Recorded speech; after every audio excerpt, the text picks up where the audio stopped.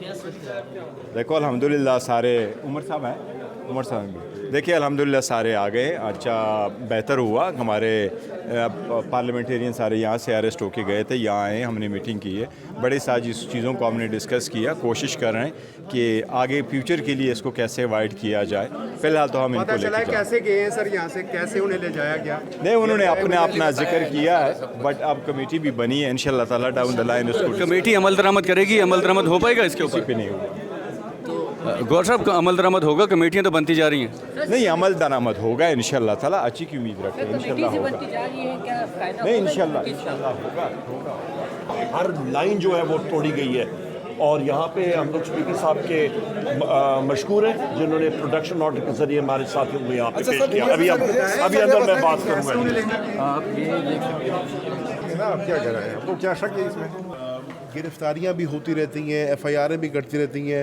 45 से ज़्यादा मुकदमे मेरे पे हैं, 8 से ज़्यादा ज़िलों में मेरे पे मुकदमे हैं, तो गिरफ्तारियां भी हो रही हैं, हम मुकदमे भी फेस कर रहे हैं।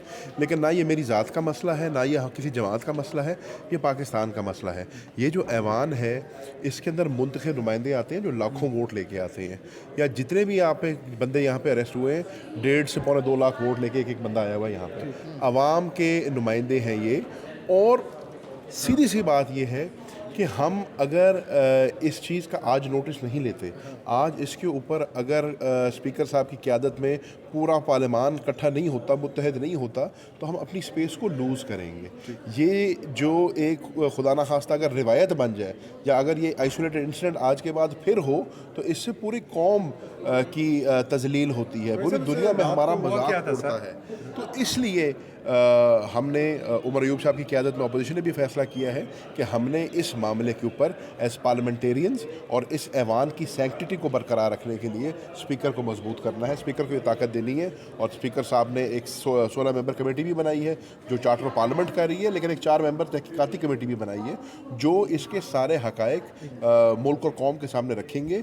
और इंश्योर क्या करना है, हमने किसी के ऊपर तोहमत नहीं लगानी, हमने किसी का गाली गलोच नहीं करना, हमने इंश्योर ये करना है कि इस पार्लियामेंट की सैंक्टिटी बरकरार रहे, इस पार्लियामेंट के मेंबर जो हैं उनकी प्रोटेक्शन रहे, और जो आवाम और कौम के नुमाइंदे हैं जो इस फ्लोर पे इस इत्मीनान से आके बात करते हैं या इस भरोसे से आके बात करते हैं कि वो अपने इलाके की, अपने लोगों के मसाइल को उजागर कर सकेंगे, हक और सच कर सकेंगे, कम अज़ कम उनको ये प्रोटेक्शन होनी चाहिए। अगर मैं अर्ज़ कर रहा हूँ, अगर मेंबर्स को ये प्रोटेक्शन भी नहीं होगी, और रूल्स जो बने हैं वो किसी मकसद के लिए बने हैं, जो प्रोसीजर है वो किसी मकसद के लिए है, अगर मेंबर को ये भी नहीं प्रोटेक्शन कि मैं फ्लोर द हाउस पे आके बात करूंगा और मैं बाहर निकलूंगा तो मुझे पकड़ लेंगे, तो यहाँ कौन सच बोलेगा, या कौन हक़ाइक़ बयान करेगा, या कौन अपनी तर्जुमानी करेगा? तो असल ज़रूरी चीज़ जो ये है वो ये है, हाउस की सैंक्टिटी को हमने बहाल करना है, हमने मेंबर्स के भरोसे को बहाल करना है, और हमने ये इंश्योर करना है कि आज के बाद किसी जमात से उसका ताल्लुक़ हो, अगर वो मुंतखब नुमाइंदा इस कौम का है, उसके साथ इस किस्म की तस्दीक आमेज़ और ज़िल्लत आमेज़ जो है हरकत नहीं होनी चाहिए। सर, उस वक्त जब लाइटें बंद हुई तो आप लोगों ने स्पीकर साहब से रब्ता करने की कोशिश की थी? देखिए, स्पीकर साहब से रब्ता हमने पहले किया था। हम जब सर्विस ब्रांच में बैठे हुए थे, हमें पता चला कि पुलिस आ गई है बाहर। अब मैंने वही अर्ज़ पहले की है, मैं फिर वही अर्ज़ करूँगा कि हमने पुलिस से भी रब्ता किया। हमने कहा अगर आपको कोई मेंबर किसी केस में मतलूब है हमें बताएं, हम खुद आके गिरफ्तारी दे देते हैं। मैं वो बंदा हूँ जिसके ऊपर 46 दहशतगर्दी के मुकदमे हैं, मैं 8 ज़िलों में दहशतगर्दी अदालतों में रोज़ पेश होता हूँ, आप देखते हैं मीडिया से मैं रोज़ बात करता हूँ। अगर हमें गिरफ्तारी से डर होता तो हम दहशतगर्दी कोर्टों में ज़रूर जाते ना जाते ना। एक सेकंड, अर्ज सुन ले। मसला वो नहीं था, मसला ये था कि हम चाहते थे कि पार्लियामान के अंदर कोई ऐसी हरकत ना हो। अब हम, अल्लाह जानता है, हमारे वहमो गुमान में भी नहीं था, हमने कभी सोचा नहीं था कि ऐवान के अंदर कोई घुस आएगा और ऐसी हरकत कर देगा।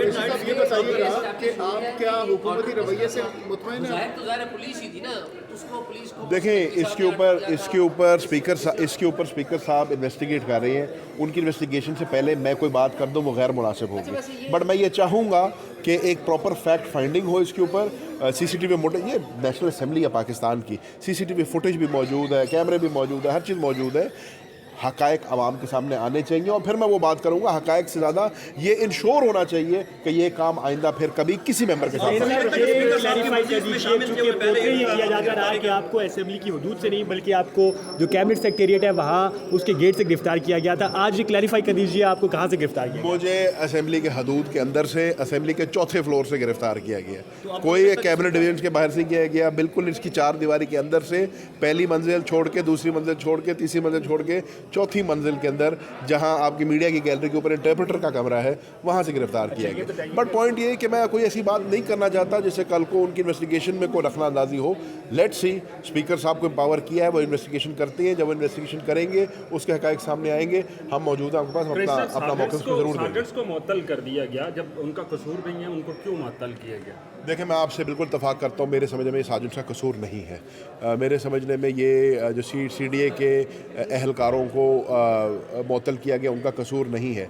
ये है कॉस्मेटिक, ये एक मतलब आप समझ लें कागज़ी कार्रवाई, सरकारी कार्रवाई, ये भी ज़रूरी होती है। यकीनन स्पीकर साहब के ऊपर बहुत ज़्यादा प्रेशर आया होगा, उन्होंने प्रेशर सस्टेन भी किया होगा, लेकिन मैं उससे आगे जाना चाहता हूँ।